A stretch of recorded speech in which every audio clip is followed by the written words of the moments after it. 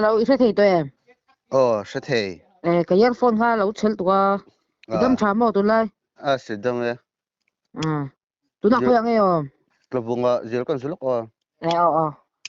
Kan tla sa hian tlabung an lo tam riau mi. Spinoza mi ti kha. Oh. I eng lai nge i sẽ thiam lâu lai. Thì mấy tiếng. Eng nge Mm. ni nga a whole eng nge ama i philosophy ka summarize de utap don. Tiyo po cho na poi lo mo. A substance le attribute te modes ti vel te lai big tak kanya. Ani cho nên i dinge a metaphysics ani nga epistemology le moral philosophy ka summarize de utap mela tro. Poi mi alo. Engtin nge an zirtir chu koshalo mo. Inti mo ti. Engtin nge an zirtir dan chu koshalo amaro chu he kima own interpretation ang dewin ka chiar ho sang sanga a chade unya kala khom ang dew ang khanin ka soi dew tu na Sai to pro. amaro chu textbook berge phan chu kha chong lo ta klem chonin in ang lo dew lek mai the bugatin ati confuse dew lek mai the bok chawa amaro chu Atam lu to ka textbook po himo. Tan so kay mga nga idanang hawi sa information sang kalakom nuwa ama Spinoza i ethics up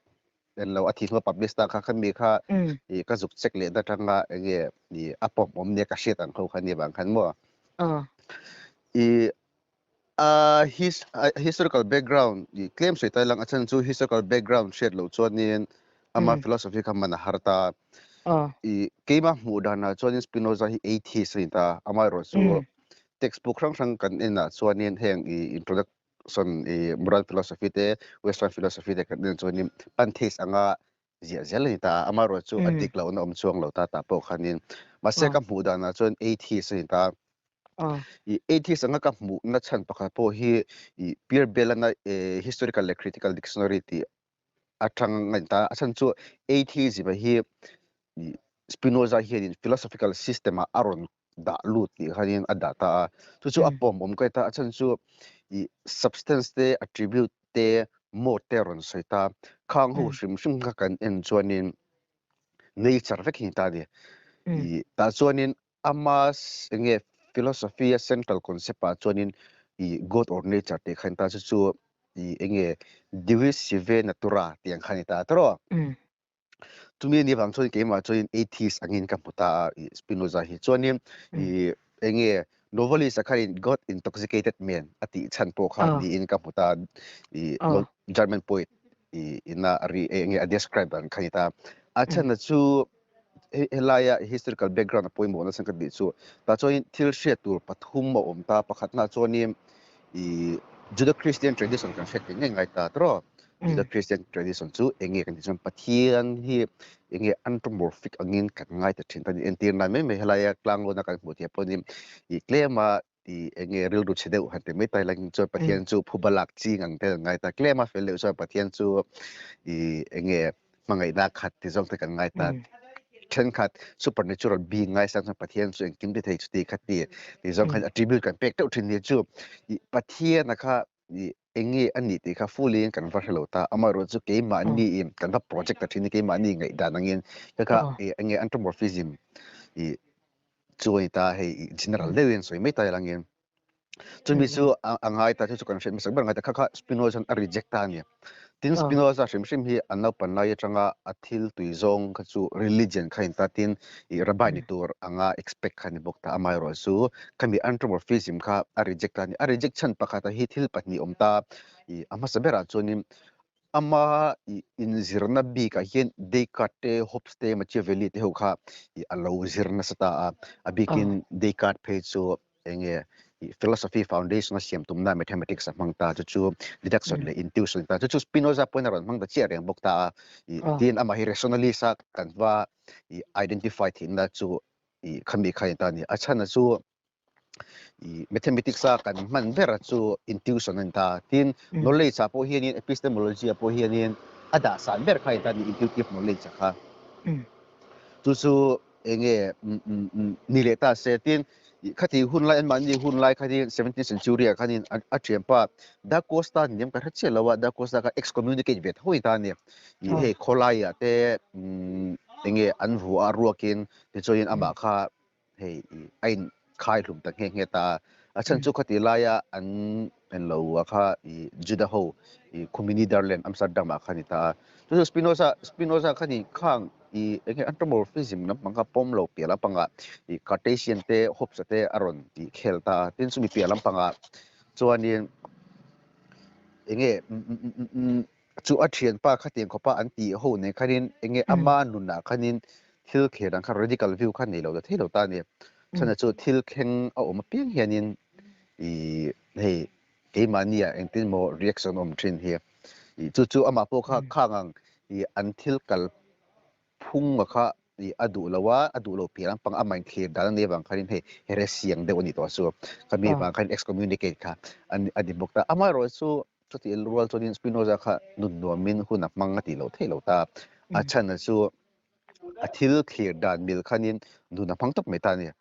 athe midang khove langa khan dei wal tia khanin I khami judo christian tradition anga khanin nun kha mana tum lo ta amaina I enge world view ni na khove la khan nun mana ba khan anun kha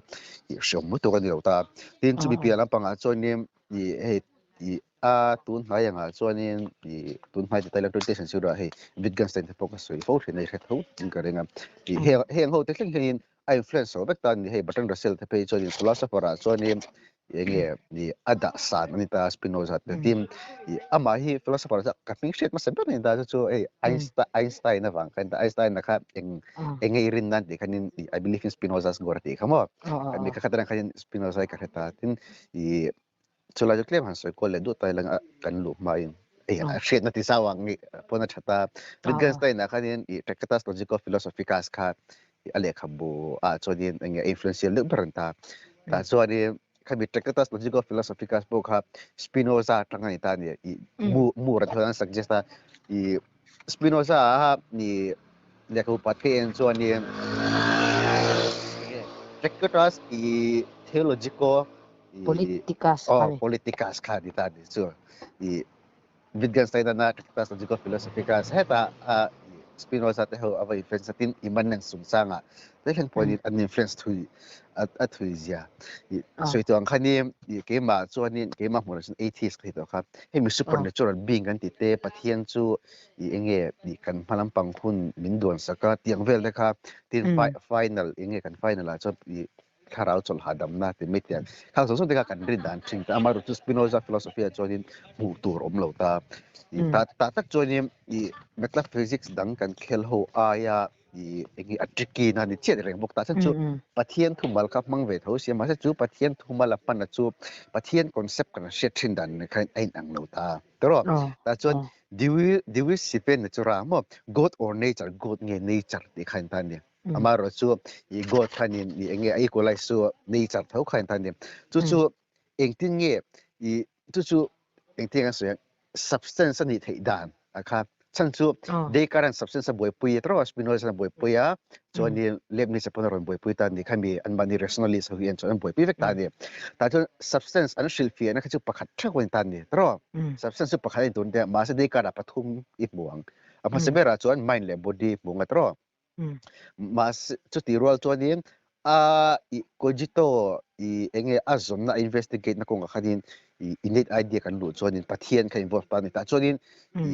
substance ka pathum tu ni si ma pakhat tu ni si pathum ron soita tro chu Spinoza chun athei lo atita ni pakhat tu ra ni ati ma se lebri cha choni plurality kan mutho ta methodology ka chu pon ta se chu substance chu engtin nge ani thei ani chonin causality ron phangta ni causality cause and effect engkim kan hu thei song he cause and effect kai ta ni tu na point cause and effect Spinoza adik si hi chu free will versus determinism mai check em ta ni determinism ho tran mun hi nge kan ti chon cause and effect universe cause and effect kal zel ta ni pero ngoro kan mi juk lai alo toy pham ta ka juk kan han chu om je chu ti hian ti tai langin god kan enge infinite particle substance ni tani anti na she thiam osan chon atom hilo mang tai langem tun ma chu atom chu kan divisible the to lo ta tro ma ra chu dun thoi chonin hei I proton te electron te ne om ta kuak kan ti te kha cheng pon ni se atom bi ka khanin han chombung ri tai lang to la bang chen eng kim siam tu kha chu atom anga khani kan ngai ta ne chu angai the tan de eng kim khos tu kha I amaro se tun mai choin hei dark energy mo dark matter te an lo soita soitong kan heng hi chu hei tun tu thileng ta maro chu an mani hun la ya khanin zuklet ta zok tai lang a context zongin so eng kim sim tu chu atom ang vek khan tan ni choin chu ang ho kan mu thei chu mi universe ho pum pu hi an mani siam tu khan tan ni ro ta chu ani poi mo em chu eng kim ka cause in effect angin kal tan ni chung mishing po chu chung a materialistic ni chu materialistic ni chu metar kan ti re reng chu nature hin ngal bok ta ni pero materialism le naturalism chu kan bu sang nge ya amaro chu enge an methodology te thil kalpung chu ni de watamang amaro chu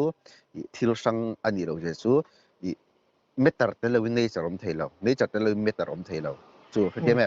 ma se Spinoza kan nen chu nature ke mani po kha pathian kan ni tel ti na ni chu achan na chu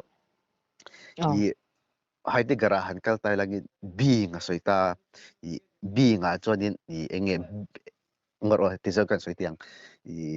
science so hi entai langin physics a chon chui bing bi kan netro chemistry a chui bing bi kan neta tin enge psychology a chui bing bi kan neta geography a chui bing bi kan neta tin social science na pa po ka tai lang chui bing bi kan ne fek ta ne amai ro chu philosophy na adu bera chu khang enge discipline sang sang in chui bing bi kan ne thina mar se philosophy tum chu khang zong kha engting e voi khata ka chui vek thayang Kasi ma'am, physics so ang chui bing big niya, enge medicine line pon, health lang pangan boy puita, enge political science te, political theory te pon chui bing big ni mase, philosophy big in ontology so eng an vai kan big top kan chui tan ni, so tak chu Spinoza po kan hmu the tan ni, entina ni enge ngatinge eng malo ay enge malo om, ti covalence on fundamental ber kan ti ontology so ay ta so til eng kim an om the chang chu cause and effect eng kim ka determine ve ka hin tan ni cause and effect boy effect adom ta chung chuan enge particle substance if it particle substance an nei kan tileta got if it particle substance so entir dan so din atom te kan lo mang ta meta adik lo na pom chuang lo ta so in ta so ni chu being chu til om ring ko ta kha being kan ni lo ta ni so ai ta ka chu enge naturan kan ti kha ama tong kam khai senga kha chi kha aron chok don ta ni sen su pathian te thitu pela pangte kha khoyatum lo hrim ta Spinoza chuan a central philosophy cham a khoyatum song chu hekovela kan chan hekovela hi a boy pui ima fagin god intoxicated man mo nature intoxicated man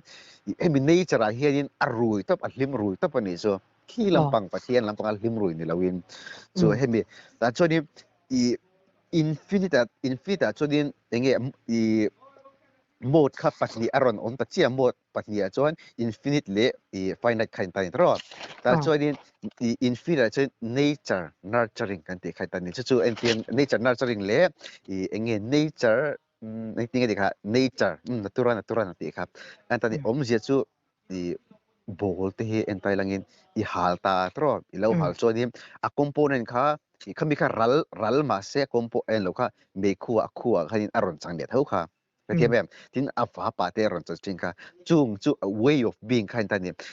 chung way of being chu ke ma ni ang ho kha kan di le ta ni nei heng kan thil mu thei jong song particle ang ho kha particle kan ti enge particular ang ho kha khang kha kan way of being enge expression of god is jong pon sui tai lang in expression of nature ang pon sui tai lang chu mi thil pa ni chu kham nature ta pa kha chu infinite khan ngai tai lang chu adot lia chuanin finite khan tin helaya kan hre tur chu khati hun laia an way of thinking until ngai to dan na le tuna modern physics kan hre to nu den hi jan kar hla to tuk ta ni iman themi kan nga chan chu tun laia tang chuanin zu counter khan har lo ta ni chan chu modern physics advance ta son ke ro te po hre thin thonga ne argument tam taka Aristotle te Thomas Aquinas te tin Descartes tam taka mang thita Leibniz te amaro chu son kerolana asoi fo rin chu อันนี้เขาค่ะเองปนรูปมาเสียอันนี้ไอ้จนเกี่ยมันนี่ยันที่เล็กกันชัดตัวโซกันนี่อดีตชินนัชนะจูอันมันนี่ค่ะอวังไงเนี่ยเป็นนี่เราตาเฮียแม่ฉันจะตุนไล่จนเองกิมขัน knowledge ค่ะเอง refine ตาตุนไล่กันเข็นที่นั่นฉันตัวครับสปิโนซาเดย์กัดเตวังเท่าตาเนี่ยจู่ว่าอันมันนี่ไงตัวนั้นคุณไล่ครับกันเอ็นเทียนเรียเท่าไงตาจอยจู่อินฟินกันจู่เองกิมเสียมตัวขันตาจะfind ได้จู่เฮกิมไอที่เสียม particular ครับมั่วเฮงสังเอาไออินเปิลบอมค่ะที่ไม่เตียงโอซัมซงจอยเนี่ยอีกข้างสองค่ะอีข้ามีbeing capital B กันเตียงเขาใครตาจนแห่ง particular รู้จู่ capital B capital B นะ small letter B being กันตีค่ะมั่วค่ะ being อ่ะปนนี้ตีนั้น form อ่ะปนนี้capital F อ่ะจนมี Plato ถึงตา form กันตีปังไอ้จู่ให้ดังกลมเลยตาแต่ว่า reason อ่ะปนนี้ที่เข่งกับจนเขียนกันเตียคันนี้ reason กันบังตาอามารู้จู่ได้การ์ดนั้นนะ reason มันจู่ capital R กันเตียงเดียวคันนี้มันง่ายตาเนี่ยจู่ถ้าก็จู่ขลายคันนี้metaphysics สุดท้ายลังเกม The person you are speaking with has put your call on hold. Please stay on the line. आप जिस व्यक्ति से बात hello ก็ใช่ที่เจ้ขลายmetaphysics ไล่ก็จู่ดูท้ายลังเกมเราไล่พวกเขาดูเท่าตา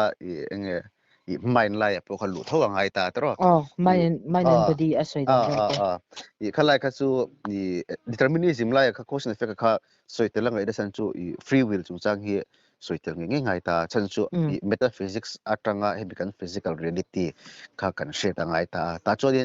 จู่ determinism และ free will จังจู่ไม่นะคันนี้หลุดกันหลุดเท่ตัวเสียคันนี้เลยตาเนี่ยตาจู่สวยตัวกัน determinism มาจู่เองคิม universe cause and effect อันนี้นะคัลเบตตาดูน่าเฮียนี่อิทิลดูเลดูโลเตอิทิลดวมตีเลตีโลเตเฮียuniverse น่ะ determine สาเหตุกันตาเนี่ยเองถึงเงี้ยนี่ที่ free will ถึงเงี้ยอันนี้เองเงี้ยดูทันได้จะเรียนกันที่กันoption กันที่ตาหันตายลังเงี้ย claiming หันสวยเจ้าตายลังเงี้ยenvironmental determinism ตายลังเงี้ยแต่มิโซรัมแต่มิโซรัมเลยลุงเด็กกัน culture เตเองคิมฮี influence ตัวเตสูให้มีกี่มันนี่ boundary เขาคนตาที่ตรอจะวางส่วนอิทิลดูเลยดูเราจงอิตุอิติจงแต่แค่คันนี้ lifestyle จงค่ะมิโซ culture มิโซ society ได้ determine เรื่องเจ้ประเทศแม่คงไอ้ free will จุดต่างอันที่นั้นอิทิลหมดinformation social media นั้นทิลตั้งแต่เก็บมัวอิทิลดูจงเลยดูจงเราเตยังไงตัวนั้นvirtual ที่เวลนั้นเตตัวนั้น critical thinking เต free thinking เตอีเราดีง่ายสังตาให้เราคงจะจดอย่างที่ว่าตาลังงั้นที่ข้าลำคงข้าจดตัวไร free will มันฉันจู่ philosophy เขาเวลาเราดูตัวบ้างนี่ philosophy เขาเวลาเราดูมาจนข้า free thinking เต critical thinking เตการหลุดนั่นแหละป่วยมัวนะใครเอ็งไม่ได้จงเราที่แบบการทิลดูทันตัวเขาว่าต้องโฟกัสการ past experience นะเองการ culture นะเองเราจะการให้มี scientific ไอ้มาส่วนให้มี environmental determinism ที่ strong ที่เคยตามว่าให้ scientific จน neuroscience ที่เราว่า hard เดียวกับพวกเนี่ยคุณนักการพูดช่วย David Chalmers แต่หัวเตียนทุเรียนหาถึงดินเลยแต่ Sam Harris แต่วันนี้ตามีแต่ตั้งปมบาสมารู้จุกมาสุกับมันชินที่ไม่เตียงก็ดูก็เอ็นดูชัวenvironmental determinism หินตาแต่ส่วน determinism อย่าง free will คำที่ตอนนี้จู่Spinoza คันนี้อัพบุษย์นี่มันจู่ free will ค่ะ illusion ไอ้ตาเนี่ยมัน illusion นี่สิ่งที่นุนกันมันอังติลายค่ะจู่ classical Indian นะบอกคันนี้ป่วยหมดเชื่อ epistemology knowledge อันเขียนละป่วยหมดนั่นฉัน classical Indian หัวเรื่องนั้นเสียจนคันนี้ bondage อาการกันต่างกันติค่ะจู่ว่า true knowledge นี่จู่ Brahman ค่ะ realize สังไงถึงเชื่อคันนี้ Spinoza ปอนค่ะ free will ค่ะ illusion นี่ติค่ะกัน realize สังไงประเทศแม่กัน realize ส่วนนี้กัลอากาศคงขารอนไม่โดนตาเนี่ย real กันว่าเสียเราส่วนนี้อากาศคงพวกกันรัดจงเราประเทศแม่ critical thinking หลุดนั่นใช่ตัวพวกใช่ตัวส่วนนี้ critical thinking ก็เงี้ยนี่ว่าเสียต่างไงแต่ถึงเจ้าใครเนี่ย free will ค่ะ illusion ต่างเจ้าอันนี้ส่วนมั่วส่วนส่วนกัน realize ไงฉันส่วนมีสิ่งที่ determine กันนี่เราจะส่วนอันที่ให้ pragmatic ส่วนนี้ทันสวยเลยไทยละเงี้ยเขาโน้ตกันเนี่ยตาตรอ pragmatism ส่วนนี้ที่ละเรื่องให้ faithรินกันฮะจอย a performance of action กันที่ตาแต่จะโคน่าเอ็นที่นั้นให้เราฟังไตลังเงินที่ back เต็มหมดไม่ถึงที่จะเองพวกนี้จักโตก็กลั่นตัวกันดวนกันเดียวผมเชื่อก็รอกัน universe มินเองมินจะถือมินเราทกตัวพวกมินจะถือมินเราทกกันโถที่เราบางทีโถแต่กันผู้ชุกจักเดียวกันกันที่เราบางทีเลียดที่กันในโลกไม่ตาเนี่ยก็เทียมแม่สุกี้มันเนี่ยคัน determine ค่ะเองกี่มาคันเอง free will กันเตียงค่ะอัฐิเราเนี่ยฉันประคัดคันตาเนี่ยจู่ถ้าเกิดส่วนนี้ปัญ psychism อังค่ะรีลรัวขนาดหลังเราที่ตลอดท่านเนี่ย Insi rempan sarcasm hi taki lazir lo pan taste kan ti na chan tam mo helai hi enge kami metaphysics ho kha enjoy ni tema so in 80s ka ti lo chei lawa I mu dan pon anime the ya chan su kha nature cha chan naturally san ni je hei son ka rol te ho ne na chu til ka the boy dan na ve de po chu ani de mo I kan sar khan in he amma ka lo shet dan amma ka lo shet dan tho kha ani ta tu nai sei dan te po he ka lo shet dan lang pui khan ta ma se I chu tle ma he atheism lama a nei ve de wa thu kha khu ve bok si he I God le nature man dan in ang ren vel te kha he a soi thiang si lo kha tlem kha ka confuse de ni chu mo chu tak chu ne ke po amma ka boy na thre ta amma ro chu soi tom khani hey an primary text kan ti men mani zeng ngai hi zuk en le ta ga le thin du choi download ve ta langin I part 1 le part 2 I part 1 na khanin pathian chungchang kha akhel ta mo I din hey mind te po an pa khanin hey freedom te aron khel chu ta ma ro chu soi tom khani khang interpretation sang sang create of information dan kan don ton huwa I zuk I conform la ma ni ngai henin chiang ka tiang mo tin chu lawa I philosophy class bo thang na ka ti thin na po henin thil hi anh nghĩ năng hi mi hi an sil ngam lo nge ni nga nge I ka hra thiam chiu ke ba pon hi mi an zir ti ra hi mo ke ma cho in thil hi an ni na nga soi me hi tha ka ti thin na ka soi ke chu ka soi re thin bok ta cho chu bi pan sai khi ji ma cho ni pan theistic an ni na lai ta khan an ni ta mo ka mi an metaphysics tam pang ai chuan om je chu eng kim mai hi hianin mind an nei conscious an ni ti langin a solin karing lo hey conscious kan ti a khanin hei atira sweng khanin I pathian chu conscious being an ya thil minrel saka chu ti khati ti lampang ni lo khan khathi bem monat ang khanin kai talang hemi lung kan ti te thing te mau te bu te kar te heng song song hianin khangang monat akha mai na kha an de vek ta ni amaro chu kan nei dana kha ai nang lo ta chu sei tong khai ingting ni thi di kha chu nge mi ron zo po khani mi ron zo thoni lang han soi vak ngai na kha ka chuang lo ta chu chu leibniz methodology no point ting ni the chan chu sei tong khai hi mi ke mani physical budan science kan shet thil kan shet to no ranga zu khoi so dang khan ni wang khan mo chu bang so khala ya kan thil shet kha da tha ta ngai na lai anita ama khovela kan wat che ngai ta hei hinduism ba point tho ta classical hinduism ba point heng song song hianin animate le animate tho po hianin nge monat kan tiang kha mo consciousness ang kha nei ya ngai tho hinduism po he pantheistic kan ti na chana ani bokta so Spinoza thil khian nang kha anita heng ang song song hianin nge mind ang kha an nei ve vek ta ni chuanin an kal li tai langin ni china isu kha mind le body chungchang kha kha ngor psychophysical parallelism tro ani parallelism asan su psycho kan ti khanin psychism kan ti kha soul khani ta tro physical chu heta kan pu the ho khai ta mental le kan physical khan ta chu parallel la ti ta ni parallel ai in nge kalkul parallel chu rianga thil ring kha pa ni kal kha ang khai ta chu ta tak chu ani me ja kan su le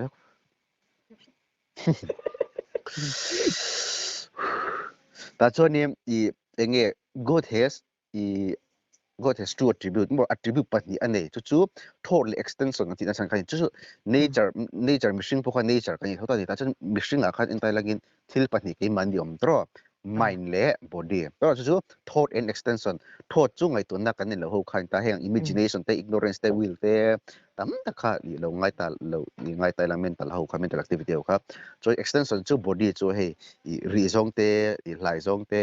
hey I shebang kha chu so ngai lo khami kha enge causality in enge causal relation nei lo ati na chon ta ne causal relation nei lo mo chu tak chu monist ani na khai ta ni Spinoza chu monist kan ta pero pantheist ani da chan chu kha engkim mai ni na so kan se ta pan sa ke simin ta hi ani monist ani da chan kha chu causal relation kan nei lo ta ni ama ro jan om be ve thau om je chu enge thei thil kan khoita meisa kan kita meisa kan khoisa na sa te kan ta tro so hi chu kan khoi to turin lo mo kan experience enge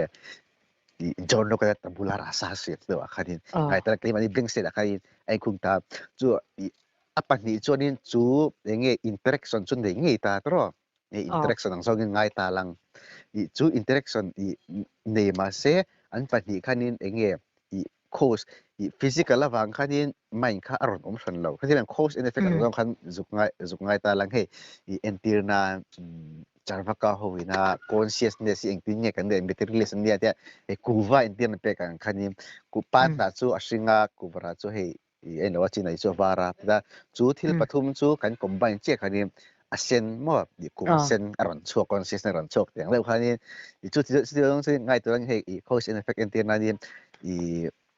vur sen don cho din nge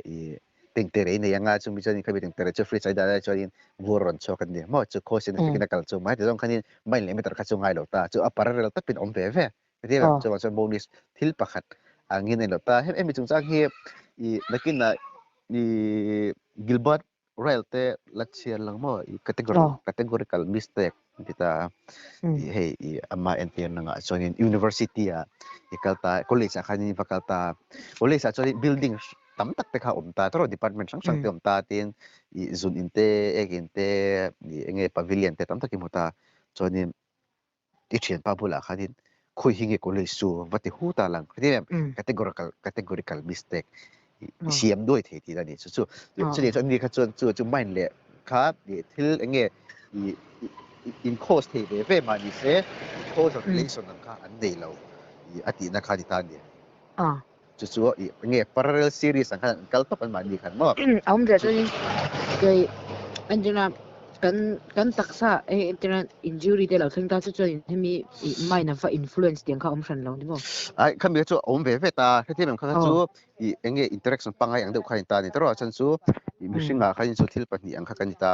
thil sa te khoi chuan in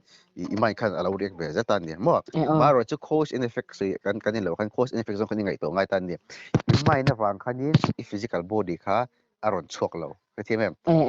cái tiếng song cái này chân chú anime hậu song cái thiên hậu song cái này mind anh này phải cái tito kha missing physical po kha cái nghe way of being pakha inta cái way of being kan mind kha aron king tambi ti na ni chu cái thế mem kami wangin hey intian kha so yang vur kan so yang khanin vur kha effect ta cost chu ting terete chini te so I cho pola kha kan vur ron self chai da vur ron khal cái thế mem cái tiếng song khanin ngai tu ngai khabi athil parrel akal ti ra kha so itong khanin lungte hengang cherte hang po khani khang kha an nei ve thota ni amaro chu an nei dang kha claim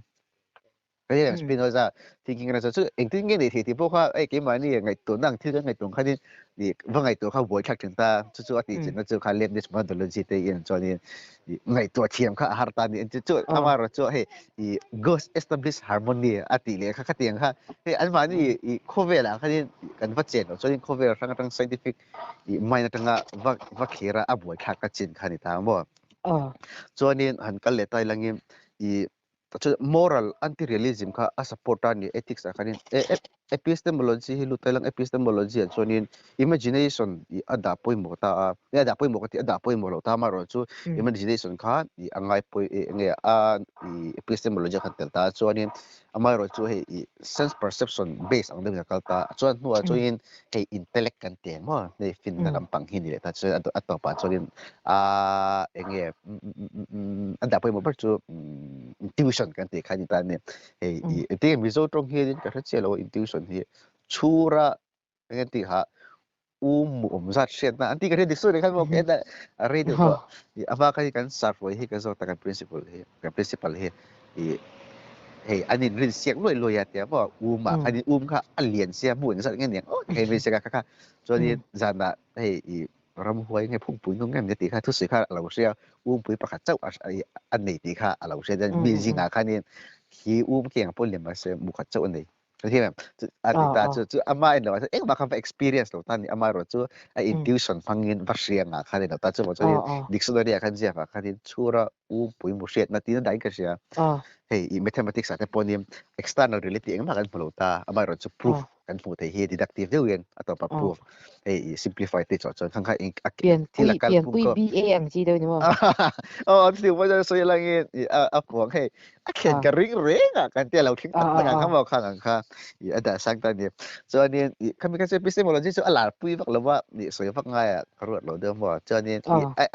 ethics ang pang hi chu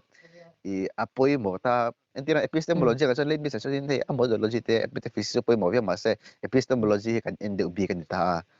Spinoza chu epistemology ai chuan metaphysics kha kan metaphysics le philosophy pan kha kan concentrate deu ni le ta hei ethics po hi ni thil han ti loi tur hi chuang lo ta mai ro chu nakina in nakal chawanga hei 20th century ron then chuanin metaphysics ai lung ngai ta metaphysics alu lo chuanin 20th century hui chu a khoi thei lo kan ne bekin American le British ang ho hi ta chuan an hi moral anti realist kan tiang khain ta antiran hei sual le tha te kan khir ta heng ho hi soitong kan share tang na chan chu eta Descartes te le Judo Christian traditional chuanin hei thil sual te thil tha chu pathian ko man ni vekta ni toro Bible kan pu te ho kan ta ma se Spinoza kan khang kha morality ka objective ani theilo ai ta ni chu soitong thil an reject ka chuanin consistent de wan reject ka ngai de vithi mate point thawa epistemology mangin meta meta effect le ideas of relation mangin Hume sok mangin thila clear ta self thilo metaphysics thilo ti me ta ne ani lo kha choi inconsistency ka chedon ta ani po hi metaphysics le epistemology le ethics en khong rol fe ka ngai en philosophy po khoilang ain khuang rol lo ni so ri inconsistent tok lo ti na khani sel Hume te po en lagi more an ti le sang kha ani ta Hume golin tin ti khai nakina yenga east le out chung chang mo zir to me the jok boka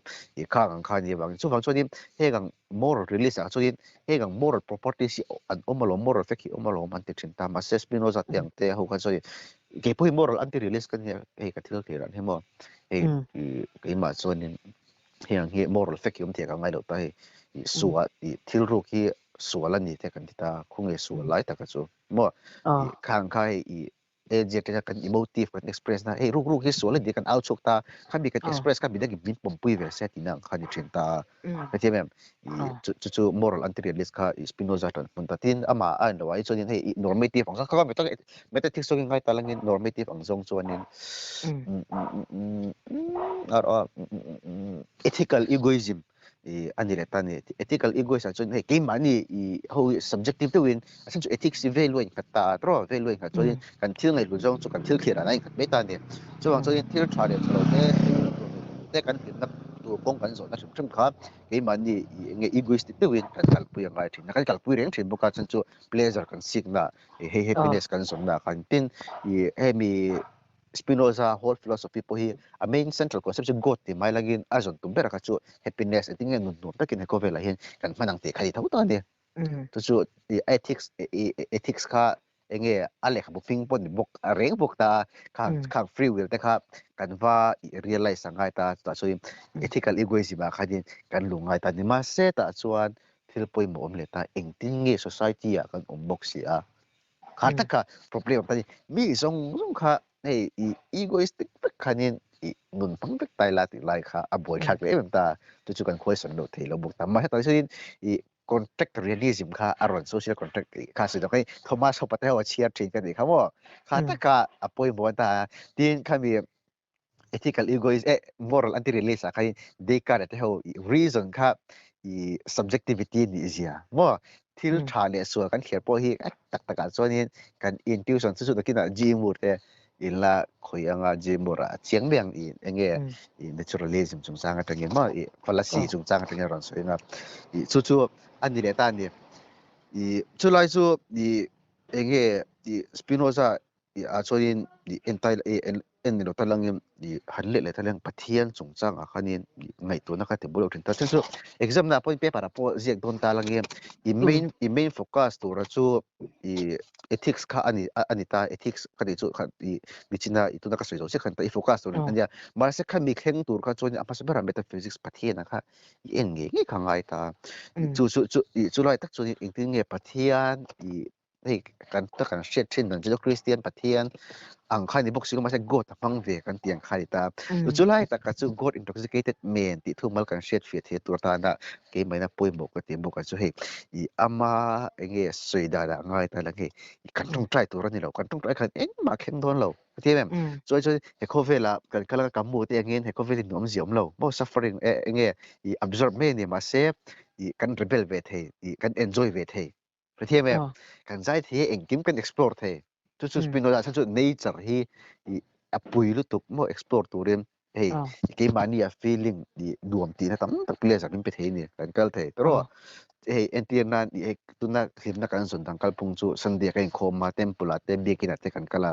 ni lo Spinoza nga so klanga te pukan kal theilom ruama te pukan kal theilom ka thiam kan mi ka pathian na hun pathian chu khoi mun na po nom khoi mun na po chu nature khoi mun na po vekta ni thiam kalaya biegin kulchunga I temple chunga newa sunagoga vela pathian bieg ai zuan re planga te kan nen do thinga ruama te khang ka ama kan fak the de be so entiran he kan nun hey problem of evil te po kan ngai to the ta ngai problem of evil kan de choi I pathian an lo blame chin tan ni tam tak chuan enge pathian an dem chin nga ti ngai phang ina ka chati ka ti kan te pathian ka kan mo po chin tan ni ma se Spinoza choi zia lo miserable life kan de san nun zia hey harasa miserable nge she mo terrible do ang kan ni da san su ke ma ni siam tho lo taka chuan hey sex te po ita sex te po an mang ta fa te ti ta chu khati hey nun harsa ni hey an khem tu khin phak lo ta ni ta ma se Spinoza te khina tang choi give ang khai de ta mo kan mangai na kan lan chhoti na te kan ke mania joy kan lan chhoti ang tur tan te ta ama ro chu thil khira kan them ta ta hi ni ni chi kha ni ka soi tel lo ta stoicism kha soi tel nge ngai ta Spinoza hi chon mo chan chu thil lo se he kan control lo thei lo ta ni chu kan control lo thei lo chu kan riat chu ngai ta ma se reaction kan siam thei mo chu sex sum chan ka soi khai real ro dom che ta chu ba reaction ka chu response ka chu ke mani du phan nan dia ka tiam em chu wang so nin hey nang tin nge kan en lawang hey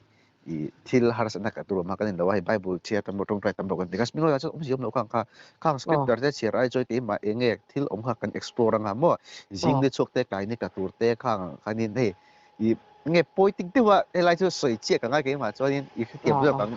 hey poetry tu chu ka ti ve mak lo ma chu bang khalai vel nature han faka han praise ta tu ra kha tiam express ya mo example lo chu khalai vel kha han express la kami ka chu mi ka soi kal mang chu express yam ka cho nin heta atira anthropomorphism kan ti Judeo Christian god ang ka chu an lecture chat ignore char ta ka thiam eng kim ka atheist ke ka ni bang khanim kha ke ma bodan Spinoza atheist ka ti thin chan ta mo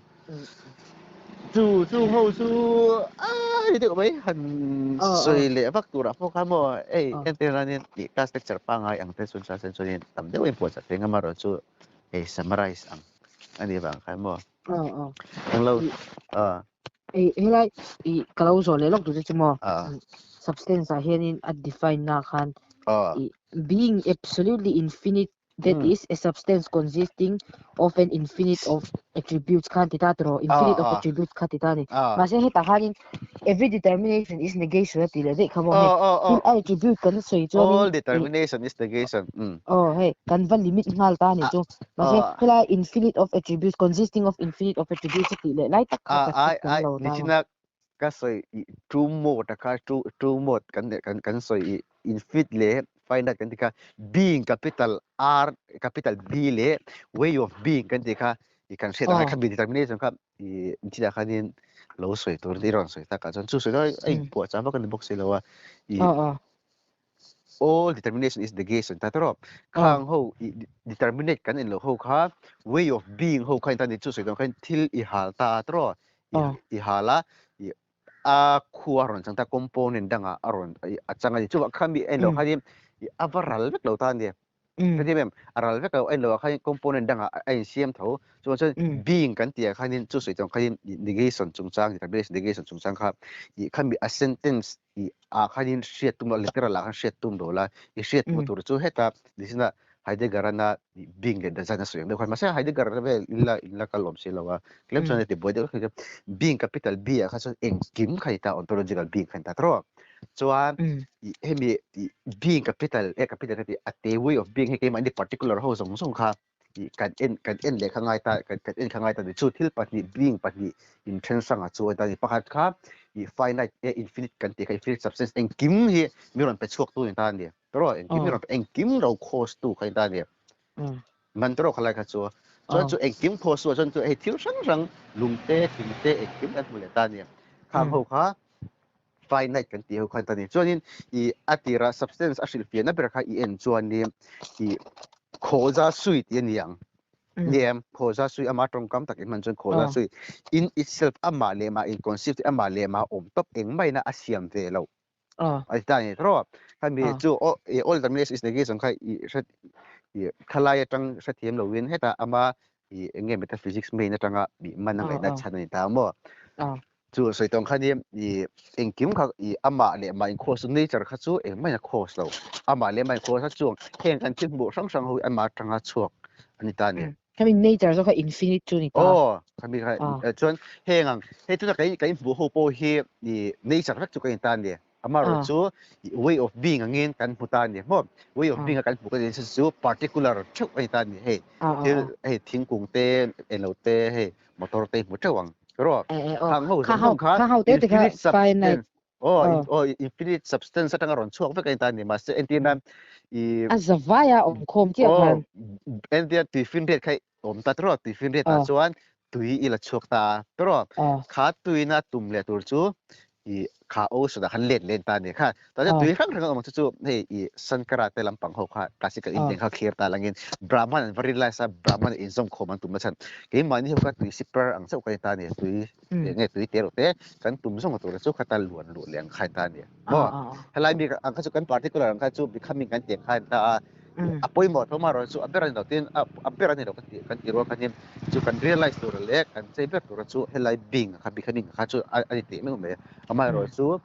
kan en mai ngai do chu kan sei lai rang ka en ngai chu kha bi capital b kha khami ocean kha khang tui par sang ka chu kan pung nge yang ro ama ro chu kan len le to chu tui fin be tui ocean kha ti jong kha nim en lo ta la nge khom to kha ga chu ni ani ngal to chan chu khang siper nei tur kha chon khang tui tanga la tur kha chon tui fin det kan ma bo tho ka je be chon ale te po kha chu ti jong sa yin ti la ngen a fi in karin sei dong kha nim hey mi zo tong ang kha chu in kha ding ki te po ka lo kha an ma ni sil fe na ngau kha chu in ka translation kan nei the lo ta chu kan tong kam man hey an ma ni b capital b kan ti tin san po kan ma ni context ka vangai to tel angai awang an ta san chu pin ban ye nga hey han ne dom kha chodin hey kan trong nge a limit big zia limited be hem thawang iman thiam thawang khala ka chu dule na kina te ponin a san pai spinoza te pok kan la chei thonga mo youtube kan kan lo da nga youtube vela ha all sam de usok na mo chu lo se dong khain a san pa hey ba in pu cha ani lo choin thil tam tak kan lo cherna kumlinga ve liam de to bok se mo kha zong hal me kan lom to ke ale ni le